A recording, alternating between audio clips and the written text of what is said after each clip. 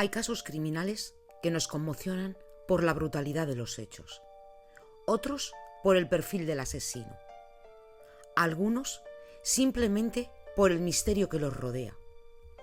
Pero hay otro tipo de casos, más silenciosos, menos mediáticos, que sin embargo encierran una verdad mucho más inquietante: la posibilidad de que la justicia falle. Hoy vamos a ver un caso donde la verdad parece desplazarse cada vez que nos acercamos, donde el pasado y el presente se contradicen y donde la figura central, un hombre solitario, con antecedentes y con una vida marcada por la violencia, nos obliga a preguntarnos si realmente lo entendimos todo o si solo nos quedamos con lo que nos resulta más fácil aceptar. Esta es la historia de Billy Richard Glaze, conocido por un apodo tan ambiguo como su condena: Jesse Sittenkraw. Glaze fue condenado por el asesinato de 3 mujeres en la ciudad de Minneapolis en los años 80. Fue señalado como un asesino en serie, juzgado, condenado y olvidado. Y sin embargo, más de 20 años después, la ciencia forense volvió sobre su caso y reveló algo que cambiaría para siempre nuestra forma de mirarlo. El ADN encontrado en la escena no era el suyo, y nunca lo fue. ¿Y entonces fue Billy Glaze un asesino que supo ocultar su rastro? ¿O fue un hombre con un pasado sucio y un perfil fácil de señalar, atrapado por un sistema que necesitaba resolver sus crímenes, aunque fuera el precio de equivocarse? Este es el caso de Billy Glaze, un viaje a través de los márgenes del sistema penal estadounidense, donde las respuestas nunca son tan claras como parecen. Bienvenidos a un nuevo episodio de Dossier Criminal. Aquí cada caso es más que un crimen. Es una historia marcada por el misterio, el silencio y verdades que esperan ser contadas. Si te gusta este contenido, suscríbete y deja tu like. Así me ayudas a seguir dando voz a quienes ya no pueden hablar. Mi nombre es May García y estáis escuchando Dossier Criminal. Antes de que los titulares lo nombraran como un asesino en serie y antes de que los fiscales lo presentaran como un depredador frío y calculador, Billy Glaze era simplemente un hombre. Un hombre nacido en los márgenes, criado sin raíces y con una vida que desde muy temprano se deslizó hacia la oscuridad. Glaze nació el 13 de julio de 1943, en Virginia. No hay muchas biografías detalladas sobre sus primeros años, pero lo que sabemos coincide con un patrón dolorosamente común entre muchos hombres que terminan vinculados al crimen. Una infancia marcada por la inestabilidad, el abandono y la violencia. Glaze creció en un hogar desestructurado. Sus padres tenían antecedentes por abusos de sustancias y el entorno familiar no ofrecía ninguna seguridad emocional ni económica. Desde muy joven tuvo contacto con instituciones de menores. Hay registros que indican que pasó temporadas en centros de detención juvenil por delitos menores, como robo y vandalismo. No fue un niño invisible, pero sí uno que el sistema pareció archivar demasiado pronto en la categoría de caso perdido. Durante su adolescencia y juventud, Glaze vivió en distintos estados del sur de Estados Unidos. Pasó tiempo en Texas, en Florida y en Nuevo México, pero nunca pareció echar raíces. Tenía trabajos esporádicos, vivía en casas de conocidos y con frecuencia desaparecía durante semanas. Aunque en varios momentos de su vida se identificó como nativo americano, usando el nombre de Jesse Sittenkraw, más tarde se sabría que no tenía tal ascendencia. Esa elección de identidad fue muy reveladora, no solo porque más adelante sería utilizada en su contra, sino porque sugería algo más profundo.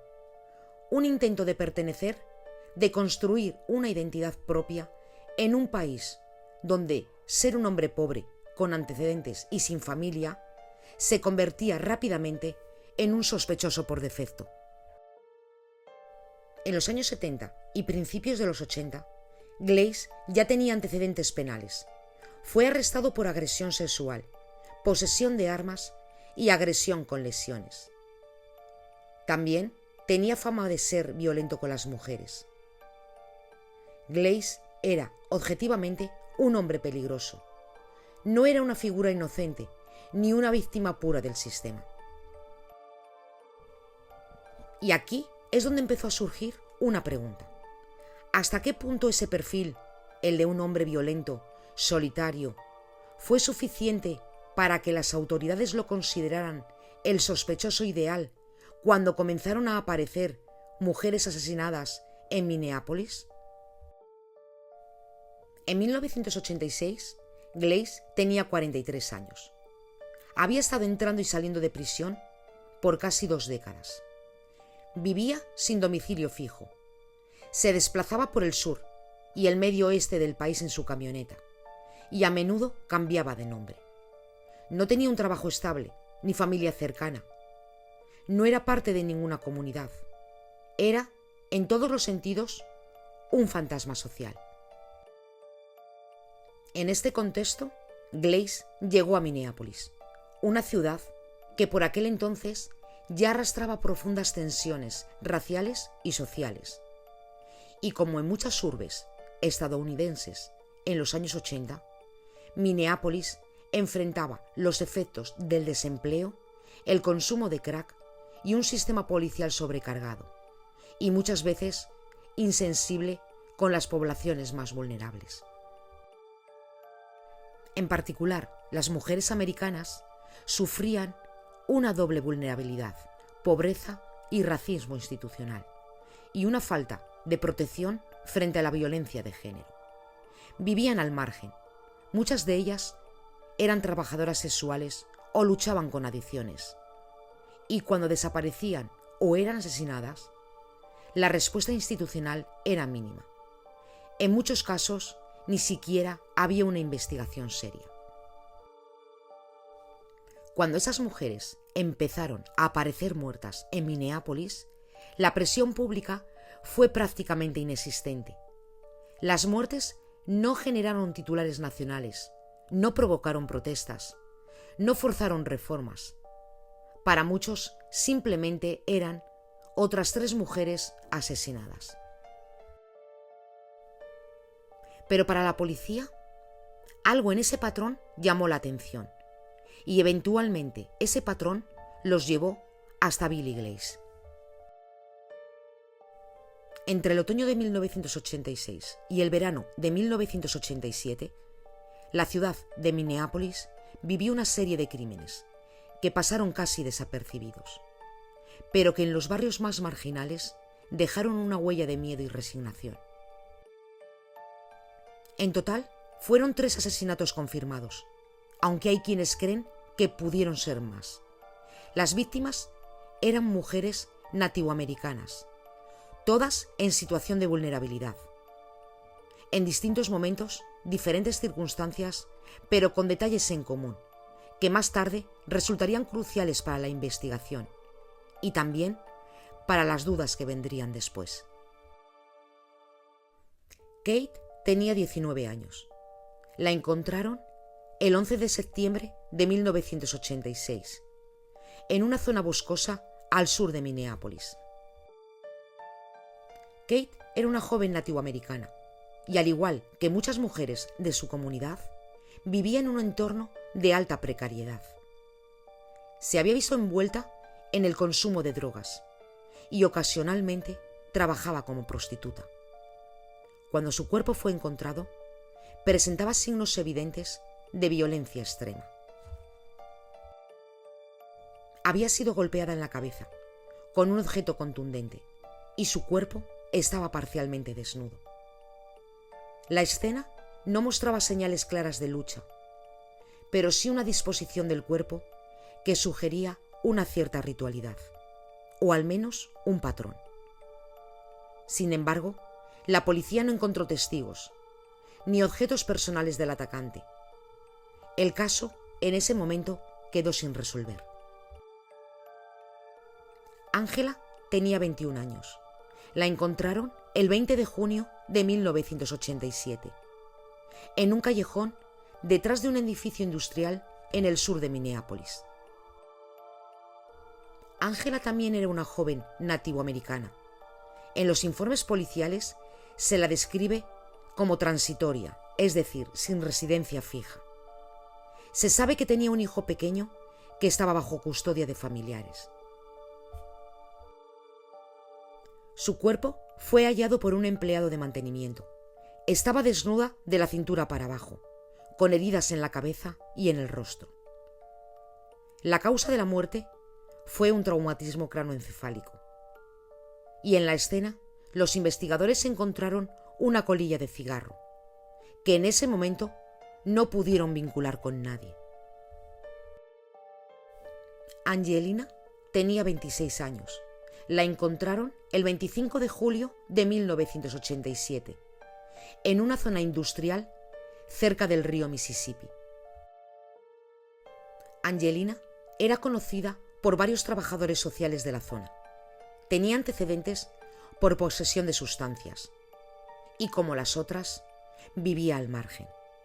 Su cuerpo fue encontrado semidesnudo, golpeado con extrema violencia y con signos de posible agresión sexual. La autopsia reveló la presencia de semen, pero en ese momento, sin una base nacional de ADN, ese dato quedó en un informe, sin utilidad práctica inmediata. Los 3 asesinatos compartían elementos clave. Todas las víctimas eran mujeres americanas. Todas habían sufrido golpes en la cabeza. Fueron abandonadas en zonas poco transitadas. En ninguna de las escenas del crimen presentaba signos de robo, y en ningún caso se hallaron testigos visuales directos. Con estos elementos, la policía de Minneapolis comenzó a sospechar que estaba frente a un asesino en serie. La teoría tenía lógica desde el punto de vista criminológico: mismo perfil de víctima, mismo método, mismo tipo de abandono post-mortem. Lo que no tenían, y esto es importante, era un sospechoso claro. Los crímenes ocurrieron en un periodo de menos de un año. Fue un espacio breve, pero lo suficientemente extendido como para sugerir una progresión. Es decir, si era un asesino serial, estaba escalando, o si era más de uno, había un patrón compartido. La policía comenzó a analizar bases de datos de delincuentes sexuales, revisó archivos de presos liberados recientemente y cruzó listas de personas sin domicilio fijo. Y fue en ese momento, y en medio de esa presión, que el nombre de Billy Richard Glaze apareció por primera vez en los documentos de investigación. En ese momento, todavía no había ninguna prueba que lo vinculara a la escena del crimen. No había ADN, no había huellas dactilares, ni armas, ni objetos personales. Pero Glaze tenía 2 cosas que lo ponían en el centro de la diana: un pasado violento y el hecho de haber estado en Minneapolis en las fechas aproximadas a los crímenes. La policía comenzó a construir un perfil. Recopilaron testimonios de personas que lo conocieron en esos meses. Hablaron con conocidos, con compañeros de refugios y con otros reclusos. Se empezó a formar una imagen que más adelante tendría mucho peso en el juicio, la de un hombre que hablaba con orgullo de haber matado mujeres americanas, que se jactaba de haber cometido crímenes sin dejar huella y que supuestamente había confesado más de 50 asesinatos. Pero de momento, eso eran palabras. No había pruebas y no había evidencias físicas. Y sin embargo, eso bastó para que en diciembre de 1987, a más de 1.500 kilómetros de distancia, el estado de Nuevo México, Billy Glaze fuera detenido por cargos menores. Allí, la policía local, en coordinación con las autoridades de Minneapolis, lo retuvo como sospechoso de los asesinatos. Había comenzado una maquinaria judicial que avanzaría con fuerza, pero sin haber probado todavía que él fue quien mató a Kate, a Angela y a Angelina. Cuando Glaze fue arrestado en diciembre de 1987 en el estado de Nuevo México, no lo fue por los asesinatos de Minneapolis. En realidad, lo detuvieron por cargos relativamente menores: portación ilegal de armas y agresión. Fue un arresto local, sin ninguna relación directa con los crímenes que habían estremecido discretamente a Minneapolis en el año anterior. Pero lo que sucedió después fue el resultado de una maquinaria ya en marcha. La policía de Minnesota, presionada por la falta de avances en la investigación de los asesinatos, ya había identificado a Glaze como un posible sospechoso, y su detención en otro estado fue la oportunidad perfecta para traerlo de vuelta y empezar a armar un caso. Ahora bien, ¿en qué se basaron para hacerlo? Porque no fue el ADN, no había pruebas genéticas, no fueron tampoco las huellas dactilares, porque no había coincidencias, y no fueron testigos presenciales porque nadie lo vio en la escena. Lo único que tenían era un perfil psicológico, social y penal. Glaze era un hombre con antecedentes por violencia sexual. Se movía con frecuencia entre estados. Había vivido en Minneapolis durante los meses en que ocurrieron los asesinatos. Y era un individuo que supuestamente hablaba abiertamente de haber matado a mujeres americanas. Esa afirmación no venía de personas cercanas, ni de víctimas sobrevivientes. Venía de informantes de la prisión. Uno de los testigos más citados fue Timothy Washington, un preso que afirmó que Glaze le había confesado haber asesinado a más de 50 mujeres, la mayoría americanas. Según Timothy, Glaze le había relatado detalles de los crímenes e incluso le había dicho que sabía cómo matar sin dejar evidencias. Pero Timothy era un informante habitual, y años más tarde se sabría que había testificado en múltiples casos a cambio de beneficios penitenciarios. Junto a él hubo al menos otros 3 testigos, también presos, que ofrecieron versiones similares, y todos coincidían en lo mismo: Glaze hablaba de asesinatos, de mujeres y de sentirse invencible. Sin embargo, hay un detalle importante. Ninguno de estos testigos fue capaz de describir detalles precisos y únicos sobre los crímenes. Sus relatos eran vagos, genéricos, y parecían más confesiones esporádicas o reconstrucciones de hechos que ya habían salido en los periódicos. Pero sin embargo, eso bastó. La policía presentó estos testimonios como prueba de conducta. Se argumentó que solo el asesino podría haber conocido ciertos datos. Se dijo que el estilo de vida de Glaze, nómada, antisocial y con antecedentes, era completamente coherente con el perfil de un asesino serial. El juicio público comenzó mucho antes que el juicio legal. Pero había una pieza más: el testimonio de un testigo civil, de una mujer, que aseguraba haber visto a Glaze con una de las víctimas, con Angela, días antes de su muerte. La mujer lo identificó en una rueda de reconocimiento, y aunque su declaración no coincidía del todo con los tiempos estimados de la muerte, la policía la consideró suficiente. Hasta aquí, el caso estaba sostenido sobre declaraciones y sobre interpretaciones, pero no sobre ciencia. La Fiscalía comenzó a preparar su caso con un enfoque claro: presentar a Glaze como un asesino metódico, violento, motivado por el odio racial y con una fijación hacia las mujeres americanas. E incluso se llegó a argumentar que su uso del nombre de Jessie Sitting-Crow era parte de un complejo de superioridad que usaba para justificar sus crímenes. Cuando se le preguntó directamente a Glaze sobre los asesinatos, él negó toda la participación.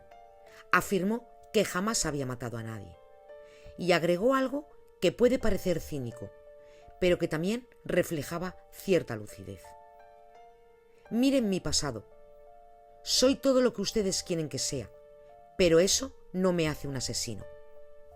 Con esta frase, sin saberlo, estaba describiendo con precisión el corazón de este caso. Porque el proceso contra Glaze no se construyó sobre certezas, sino sobre compatibilidades. La defensa, por su parte, planteó un argumento fundamental. Nadie podía ser condenado únicamente por lo que aparentaba ser. Argumentaron que los testimonios de presos eran inestables y motivados por beneficios personales, como reducciones de condena o privilegios en prisión, y que las supuestas confesiones carecían de detalles que solo el verdadero asesino conocería.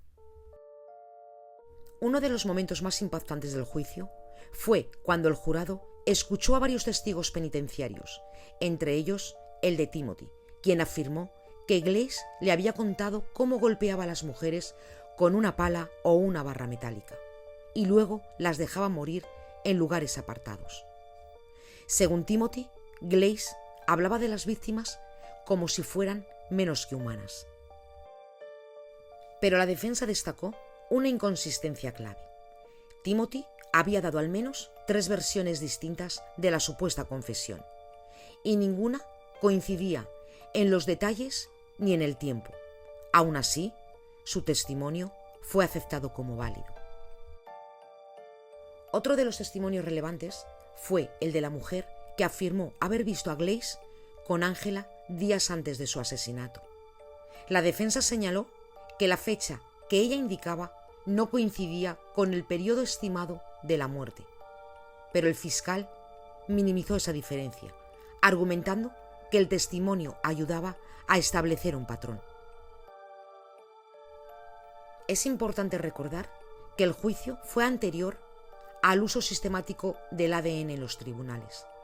En ese momento, los análisis genéticos no eran una herramienta común. En el juicio se presentaron algunas pruebas biológicas, como restos de semen hallado en una de las víctimas, pero no fueron analizados para compararlo con el perfil de Glaze, simplemente porque la tecnología no estaba al alcance. Así que aceptaron como posibles indicios, pero sin conexión concluyente. Una parte especialmente delicada del juicio fue en el enfoque del fiscal, en la identidad adoptada por Glaze. Jessie Sitting-Crow se presentó como una evidencia de una supuesta obsesión con los pueblos americanos, que según la acusación se había transformado en desprecio y violencia. Se insinuó que esa identidad fingida lo llevaba a relacionarse con mujeres americanas para después agredirlas. Esta narrativa era profundamente especulativa. No había estudios psiquiátricos que la respaldaran, ni pruebas de que Glaze tuviera discursos racistas. Pero esa construcción sirvió para crear una imagen coherente y poderosa ante el jurado. Y no olvidemos un dato sociológico. El jurado era mayoritariamente blanco. En un caso donde las víctimas eran mujeres americanas pobres y el acusado era un hombre blanco marginal y violento, la posibilidad de una visión prejuzgada no podía descartarse. La defensa intentó mostrar a Glaze que había sido objeto de una persecución selectiva, construida sobre su pasado más que sobre pruebas. Pero esa defensa se enfrentó a algo más fuerte: el deseo de cerrar el caso, el deseo de decir tenemos al culpable. En el año 2009, el equipo de abogados de Glaze solicitó formalmente que se volvieran a analizar las pruebas biológicas recogidas en la escena del crimen, ahora con las tecnologías más avanzadas disponibles. Las pruebas eran las muestras de semen recogidas en el cuerpo de Ángela, los restos de fluido en una colilla de cigarro encontrada junto al cuerpo, cabellos hallados en el cuerpo de Kate y rastros de una herramienta metálica encontrada en el vehículo de Glaze. En este caso, la Fiscalía no se opuso. De hecho, colaboró en parte del proceso. Pero lo que encontraron en los análisis fue para muchos devastador. Los laboratorios forenses independientes concluyeron que el ADN encontrado en la escena de 2 de los 3 asesinatos no coincidía con el de Glaze. El semen encontrado en Ángela pertenecía a otro hombre, cuya identidad no fue revelada públicamente, pero que estaba fichado en la base de datos criminal nacional. La colilla del cigarro supuestamente pertenecía al asesino. También contenía ADN de esa misma persona, no de Glaze. Y en el caso de Kate, los cabellos encontrados en el cuerpo tampoco coincidían con el perfil genético de Glaze. Es decir, en los elementos forenses clave no había nada que perteneciera a Billy Glaze. Para los abogados, la conclusión era clara. La condena debía de ser anulada. La defensa argumentó que los resultados no solo arrojaban dudas razonables sobre la culpabilidad de Glaze, sino que directamente lo excluían como autor material de los crímenes. Y añadieron algo más. Si el ADN correspondía a otra persona conocida por la justicia, ¿por qué esa pista no se había seguido? La Fiscalía recibió los informes con cautela, no los negó, tampoco los invalidó, pero tampoco avanzó con rapidez. Durante varios meses se abrió un proceso de revisión del caso, pero no se pidió la anulación de la condena ni la liberación de Glaze. La postura oficial fue más bien defensiva, que el ADN no necesariamente exculpaba al acusado y que aún había testimonios que lo vinculaban indirectamente con los crímenes. Pero esa postura generó incomodidad incluso entre juristas, porque en muchos otros casos un resultado negativo en el ADN era suficiente para reabrir procedimientos. ¿Por qué este no era ese caso? La explicación no era legal, era estructural. El caso de Glaze ya había sido cerrado, archivado y sentenciado.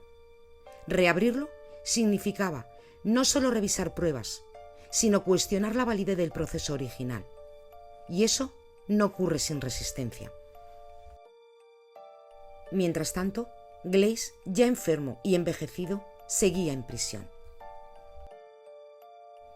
En el año 2015, antes de que se pudiera concluir la revisión formal del caso, Glaze murió en la cárcel a los 72 años. No vio su nombre exonerado, no fue liberado y nunca se enfrentó a un nuevo juicio donde pudiera defenderse con la evidencia genética a su favor.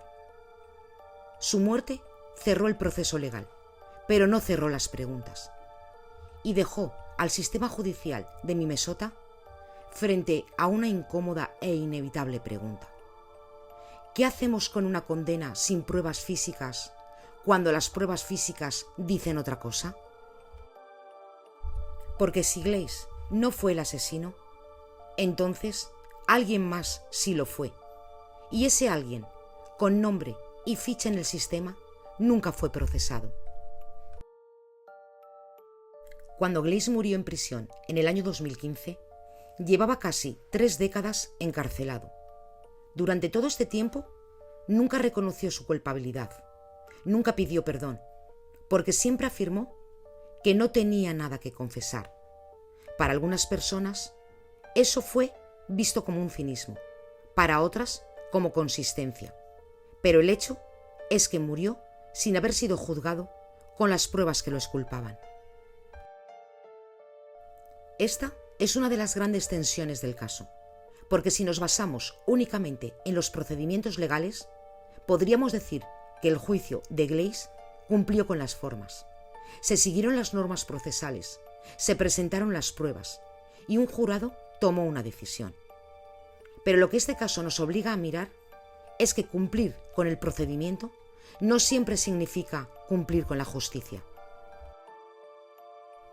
Glaze fue condenado en un juicio donde no se presentó ni una sola prueba física que lo vinculara con las muertes, donde los testigos claves tenían conflictos de intereses, donde la identidad de las víctimas no solo influyó en cómo se investigaron los crímenes, sino también en cómo de rápido se aceptó una versión sin fundamentos sólidos.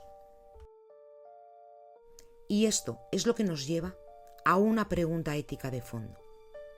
¿El sistema puede encerrar a alguien que parece culpable aunque no se pueda probar? La historia de Glaze sugiere que muchas veces lo que importa no es tanto la verdad, sino cerrar el caso. Glaze murió en prisión sin saber que años más tarde, incluso quienes lo juzgaron, comenzarían a reconocer que el caso era más débil de lo que se había dicho. Pero entonces, ¿de qué sirve la justicia cuando llega tarde? ¿De qué sirve decir que quizá nos equivocamos si la persona afectada ya no está viva para escucharlo? Esa es una pregunta que el sistema judicial no siempre quiere responder, porque obliga a pensar en la reparación, en cómo se compensa a una persona que ha sido despojada de su libertad por un error estructural. Y aunque Glaze no era un hombre fácil de defender, tenía un historial violento, oscuro y agresivo, lo que el caso nos obliga a entender es que una condena justa no puede depender del carácter del acusado, sino de la calidad de las pruebas. Y mientras los nombres de Angela, Kate y Angelina quedan en los márgenes del archivo, también permanece la sospecha de que su verdadero asesino nunca fue juzgado. Porque cuando el sistema se equivoca, las víctimas no son solo quienes son condenados injustamente, también lo son quienes, incluso en la muerte, siguen esperando justicia. Hasta aquí el episodio de hoy. Si te ha gustado, suscríbete y comparte este espacio con quienes creen que estas historias merecen ser contadas. Gracias por acompañarme y nos vemos en el siguiente episodio de Dossier Criminal. Pero recuerda que mientras falte una respuesta, la historia no ha terminado.